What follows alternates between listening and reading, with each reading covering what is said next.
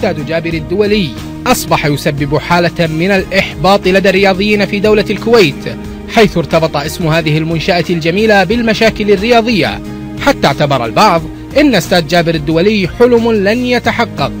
ولكن المشرف العام للأمن والسلامة في استاد جابر الدولي خالد بناشي كان له رأي آخر.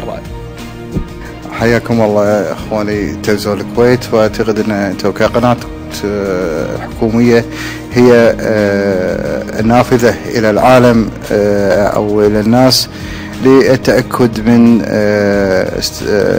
امكانيات استاد جابر.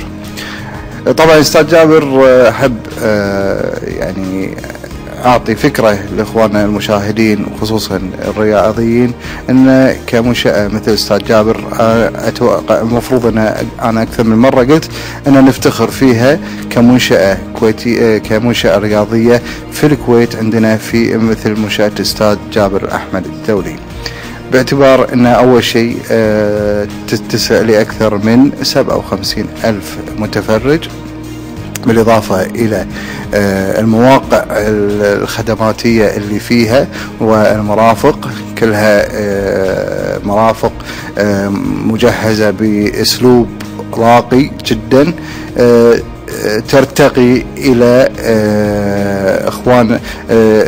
ترتقي إلى استقبال أي حدث رياضي تفتخر فيه الكويت. بالإضافة إلى أن استاد جابر مزود بأنظمة سواء للتنظيم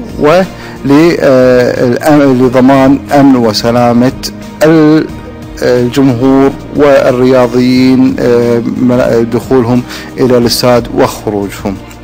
وعلى عكس التقارير الكثيرة التي أظهرت سلبيات هذه المنشأة الرياضية الضخمة، سنسعى من خلال هذا التقرير إظهار الجانب المشرق من استاد جابر الدولي، حيث تعتبر مرافق الاستاد على مستوى عال، ابتداء من غرف اللاعبين وغرف الإحماء المجهزة بشكل ممتاز، وصولا إلى المنصة الأميرية والتي جهزت بأحدث سبل الراحة والرفاهية، واتباع التكنولوجيا من حيث حجز التذاكر والتي تتم عن طريق الإنترنت لتجاوز مشكلة الازدحام، لا سيما وأن الاستاد يتسع ل57,000 متفرج.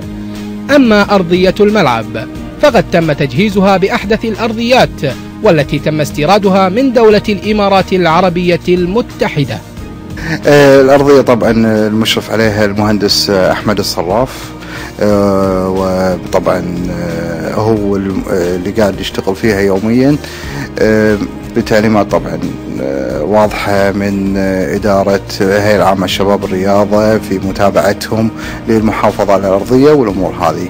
الأرضية هذه طبيعيا جاية من الإمارات، لها نظامين، نظام خلينا نقول في صيف وشتاء.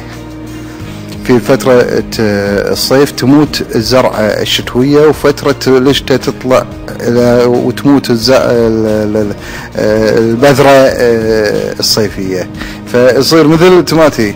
والمحافظة عليها طبعا هي متخذة طبعا اجراءات الصيانه اليوميه اللي قاعد يتشرفون عليها. طبعا الدكتور حمود حريص يوميا اتصالات، ها شلون الارضيه شلون كذا ويشوف. وطبعا كل يوم واحنا هذه حالتنا من ايام، طبعا حتى ايام سعاده فيصل كان موجود، كان يسألون هذه الارضيه شلون يبناها وشلون زرعناها، مثل اللي شغله سويناها يعني واحنا موجودين فيها، فاستانسنا. فقاعد تشوفونها الحين شغله وايد حلوه مو موجوده. هذه التجهيزات والصيانه المستمره لاستاد جابر الدولي، والتي يفترض ان تكون لخدمه الجماهير، متى ستتمكن الجماهير الرياضيه الاستفاده منها؟ يبقى هذا اللغز المحير والتساؤل الذي يؤرق الجماهير الرياضيه.